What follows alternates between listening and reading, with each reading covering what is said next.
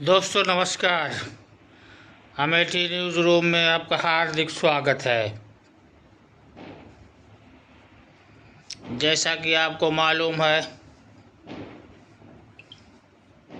कल यानी शुक्रवार को 26 अप्रैल को दूसरे चरण का 13 राज्यों की 88 सीटों पर होगी वोटिंग। राहुल गांधी, हेमा मालिनी समेत तमाम दिग्गजों की प्रतिष्ठा दांव पर रहेगी। दूसरे फेज में यूपी की जिन 8 लोकसभा सीटों पर 26 अप्रैल को वोटिंग होनी है, उनमें अमरोहा, मेरठ, बागपत, गाजियाबाद, गौतम बुद्ध नगर, बुलंदशहर, अलीगढ़ और मथुरा शामिल हैं। दूसरे चरण के मतदान में 91 उम्मीदवारों का भविष्य तय होगा।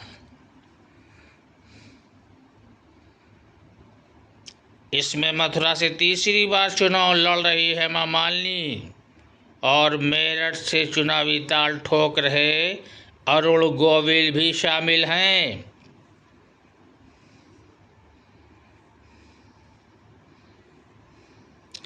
लोकसभा चुनाव के दूसरे चरण के तहत 26 अप्रैल को 13 राज्यों की 88 सीटों पर वोटिंग होनी है। इसे लेकर हाई वोल्टेज प्रचार अभियान बुधवार शाम को थम गया है। 26 अप्रैल को केरल की सभी 20 सीटों पर, कर्नाटक की 28 सीटों पर, कर्नाटक की 28 में से 14 सीटों पर, राजस्थान की 13 सीटों पर, महाराष्ट्र और उत्तर प्रदेश की 8 सीटों पर, मध्य प्रदेश की 7 सीटों पर, असम और बिहार की 5 सीटों पर, छत्तीसगढ़ और पश्चिम बंगाल की 3 सीटों पर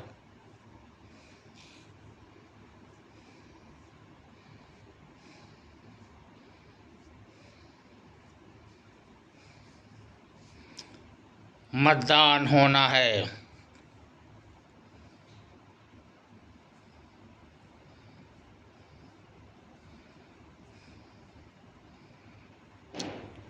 दूसरे चरण के मतदान में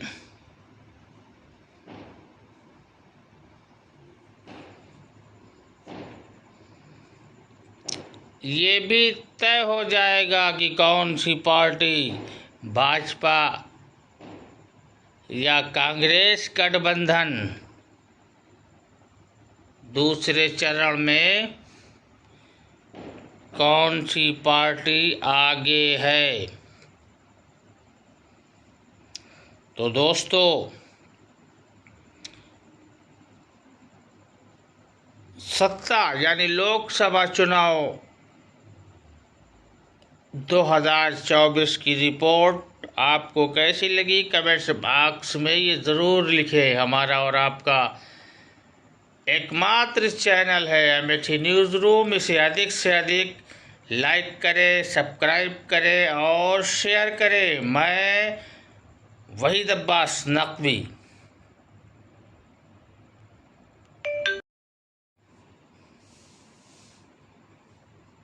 जबकि मणिपुर, त्रिपुरा और जम्मू कश्मीर में एक सीट पर मतदान होगा। बता दें कि लोकसभा चुनाव के पहले फेज के तहत 19 अप्रैल को 21 राज्यों की 102 सीटों पर वोटिंग हुई थी। इसमें करीब 65.5% मतदान हुआ था। दूसरे फेज में जिन सीटों पर वोटिंग होनी है, वहां से कई दिग्गजों की प्रतिष्ठा दांव पर लगी हुई है। इसमें केंद्रीय मंत्री राजीव चंद्रशेखर, तिरुवनंतपुरम भाजपा नेता तेजस्वी सूर्या कर्नाटक, मथुरा से हेमा मालिनी, मेरठ से अरुण गोविल, कांग्रेस नेता राहुल गांधी वायनाड से, तिरुवनंतपुरम से शशि थरूर, कर्नाटक से डिप्टी सीएम डीके शिवकुमार के भाई डीके सुरेश कांग्रेस और कर्नाटक के पूर्व मुख्यमंत्री एचडी कुमारस्वामी जेडीएस शामिल हैं। देश की 16% सीटों पर दूसरे चरण में 26 अप्रैल को वोटिंग होगी, यानी कल दूसरे चरण की 88 सीटों में पिछली बार चुनाव में एनडीए ने 61 सीट जीती थी और यूपीए ने केवल 24, जबकि अन्य को 3 सीट मिली थी। जनता जनार्दन दूसरे चरण में 2 कैबिनेट और 4 राज्य मंत्रियों की किस्मत का फैसला करेगी। इस चरण में 29 सीटें ऐसी हैं जहां बीजेपी ने कभी जीत हासिल नहीं की है। इनमें सबसे ज़्यादा केरल की 20 सीटें हैं। उत्तर प्रदेश की बात करें तो दूसरे चरण में 8 सीटों पर वोटिंग है, जिनमें से 7 सीट पिछली बार 2019 में बीजेपी के पास ही थी। बता दें कि चुनाव आयोग ने पहले शेड्यूल जारी किया था उसके मुताबिक दूसरे चरण में कुल 89 सीटों पर मतदान होना था, लेकिन मध्य प्रदेश की बैतूल सीट पर बसपा कैंडिडेट के निधन के बाद यहां का चुनाव तीसरे फेज शिफ्ट कर दिया गया था। इसके चलते अब दूसरे चरण में कुल 88 सीटों पर ही मतदान होगा। यूपी की 8 सीटों पर होगा दूसरे फेज में मतदान। दूसरे फेज में यूपी की जिन 8 लोकसभा सीटों पर 26 अप्रैल को वोटिंग होनी है, उनमें अमरोहा, मेरठ, बागपत, गाजियाबाद, गौतम बुद्ध नगर, बुलंदशहर, अलीगढ़ और मथुरा शामिल है। दूसरे चरण के मतदान में 91 उम्मीदवारों का भविष्य तय होगा। इसमें मथुरा से हेमा मालिनी,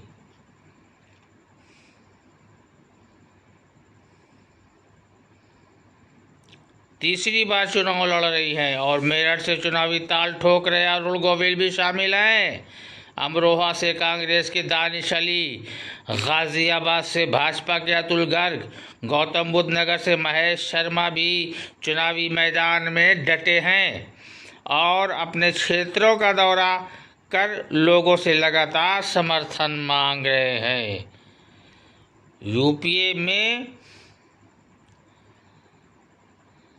यूपी में होगा त्रिकोणीय मुकाबला। यूपी में एनडीए, इंडिया ब्लॉक और बहुजन समाज पार्टी बीएसपी के बीच त्रिकोणीय मुकाबला होगा।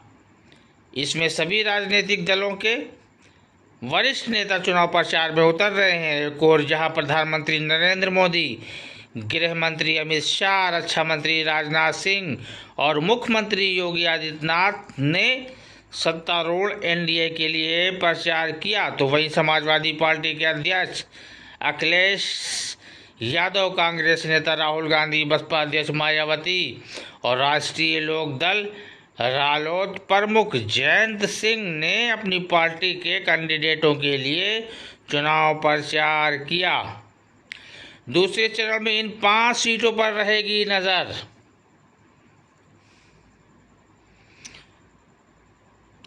पीटीआई के मुताबिक प्रधानमंत्री मोदी ने सोमवार को बड़ी मुस्लिम आबादी वाले निर्वाचन क्षेत्र अलीगढ़ में एक चुनावी रैली में कांग्रेस पर सत्ता में आने पर लोगों की संपत्ति बांटने की योजना बनाने का आरोप लगाया। वहीं अखिलेश यादव ने बीजेपी पर निशाना साधते हुए कहा कि किसी खास समुदाय का नाम लेकर उसके बारे में गलत बातें बोलना दुनिया भर में फैले उस समुदाय का अपमान है। जबकि बुलंदशहर में एक चुनावी रैली में मायावती ने बीजेपी पर निशाना साधा। साथ ही कहा कि यूपी में बसपा सरकार ने नोएडा और ग्रेटर नोएडा क्षेत्र का विकास किया था, लेकिन इसका श्रेय बीजेपी ले रही है। यूपी की इन 8 सीटों पर पिछले चुनाव में क्या रहे थे नतीजे। इस चरण में जिन 8 सीटों पर मतदान हो रहा है उनमें से 2019 के चुनाव में बीजेपी ने 7 सीटें जीती थी, जबकि बसपा को अमरोहा में जीत मिली थी। इसी सीट पर अमरोहा के सांसद दानिश अली इंडिया ब्लॉक के उम्मीदवार के तौर पर मैदान में हैं। चुनाव आयोग के नियमों के अनुसार स्वतंत्र, समावेशी और निष्पक्ष चुनाव कराने के लिए राजनीतिक दलों